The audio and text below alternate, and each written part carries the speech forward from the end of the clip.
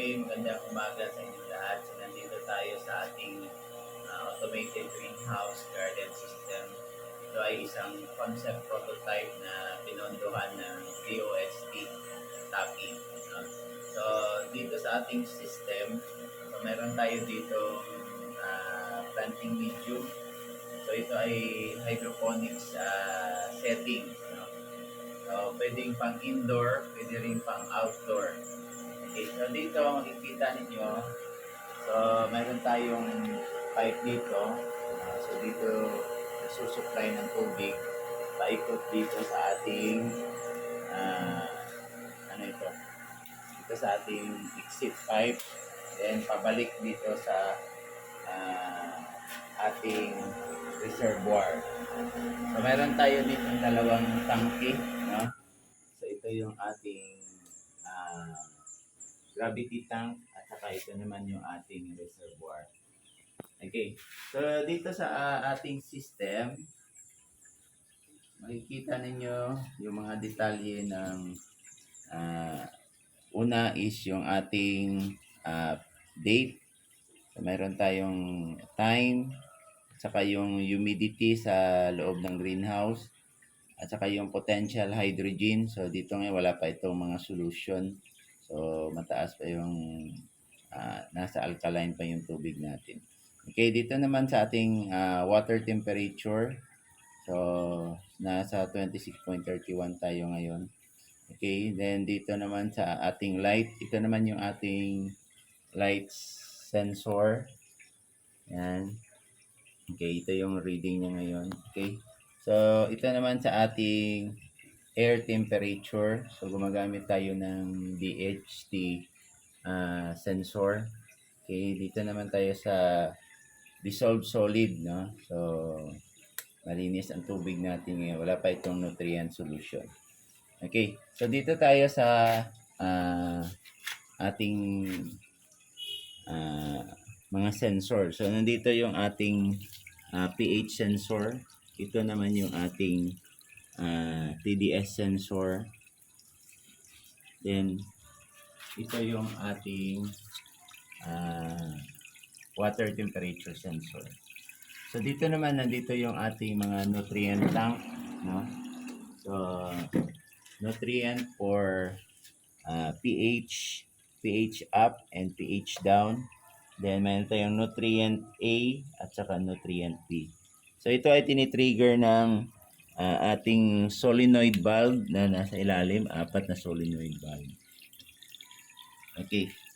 So, dito naman makikita natin water level. So, ang water level natin ngayon ay nasa 91%. So, ito nagre-reading gamit natin itong sensor natin sa water level. Okay. So, pag umabot ito ng 50%, so automatically mag-aandar yung pump natin. Ito, nasa baba. So, aakyat yung tubig dito para mapuno niya. So, ito ngayon nakatigil na kasi 91% na. So, pag bumaba ito ng 50%, magpa-pump out naman yung tubig. Okay. So, mayroon tayong grow light dito. Okay. So, itong grow light natin, so kung aabot ng 100% yung ating light intensity, so automatic magsa-shutdown yung ating grow light. Okay, subukan natin. No? Tingnan nyo. So, gamit natin itong flashlight. So, nakita nyo, nag-turn off yung ating grow light. So, alisin ko yung flashlight. So, kasi ang reading natin ngayon ay nasa 100% na. Okay. So, alisin ko yung flashlight. So, automatic magsa-shutdown. So, ito ay para sa outdoor settings. No? So, pag mataas yung level ng sunlight, automatic mag-o-off yung ating grow light. So ngayon makulimlim, so kailangan natin ng grow light para i-supplement yung ating tanim. Okay, so pag mainit naman ang panahon, so mayroon tayong cooling fan. Okay, so itong cooling fan natin ay kontrolado din ng ating temperature sensor. So gamit tayo ng hair dryer para painitin yung ating ano ito, sensor. Okay, so dito makikita natin air temperature ngayon ay nasa 29 degrees. Okay, so pag umabot ito ng 35 degrees, aandar yung ating cooling fan. Okay, sige, subukan natin.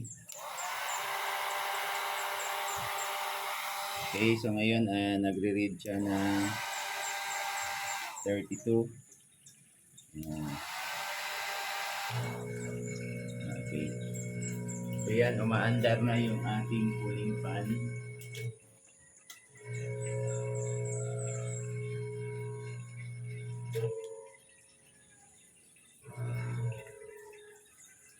Ngayon, umaandar na yung ating cooling fan kasi lumampas na sa 35 degrees yung ating temperature.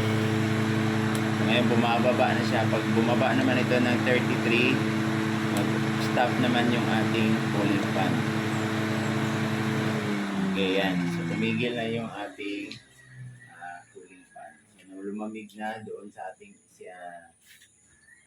sinet na threshold. So ito ang ating system ay